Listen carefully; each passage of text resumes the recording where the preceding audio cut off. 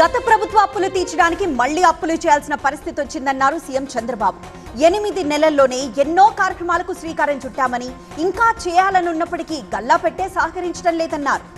ఇక second headline, ఢిల్లీలో రాహుల్ గాంధీని కలిసిన సీఎం రేవంత్ రెడ్డి కులగణనతో పాటు కీలక అంశాలపై 40 నిమిషాల పాటు చర్చించారు.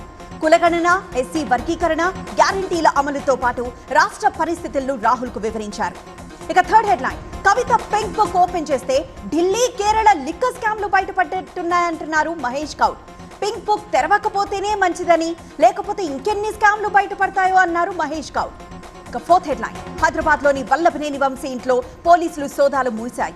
2 గంటల పాటు సోదాలు చేసిన పట్టుమంట పోలీసులు వంశీ ఫోన్ లభించకపోవడంతో వెనుదిరిగారు. ఫిఫ్త్ హెడ్లైన్, వంశీ అరెస్ట్ పై స్పందించారు మంత్రి నారా లోకేష్. కిడ్నాప్ కేసులో త్వరలోనే నిజాలు బయటకొస్తాయన్నారు. చట్టాన్ని ఉల్లంఘిస్తూ టీడీపీ నేతలు, కార్యకర్తలపై దాడి చేస్తే న్యాయపరమైన చర్యలు ఉంటాయని ఎప్పుడో చెప్పానన్నారు లోకేష్.